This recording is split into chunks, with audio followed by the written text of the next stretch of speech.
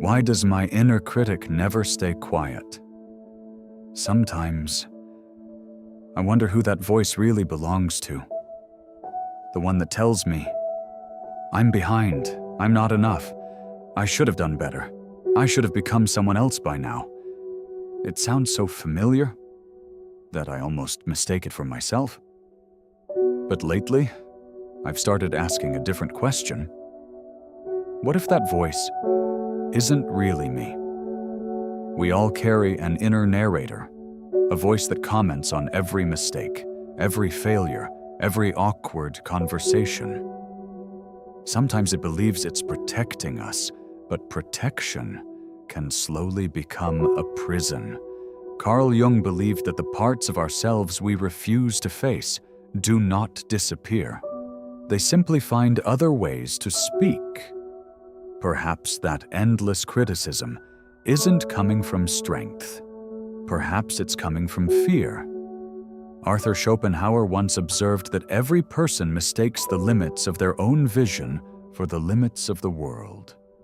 Maybe my inner critic has been doing exactly that. It sees one failure and calls it my entire future. It sees one rejection and calls me unworthy. Its vision is small, but I don't have to let it define my world. Omar Khayyam spent much of his poetry reminding us how fragile and temporary life really is. Not to make us hopeless, but to wake us up. How much of this short life have I spent arguing with myself?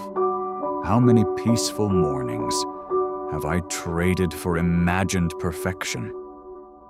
Perhaps my inner critic doesn't hate me. Perhaps it's simply terrified of failure, of rejection, of not being enough. And fear often speaks the loudest. So maybe I don't need to silence that voice.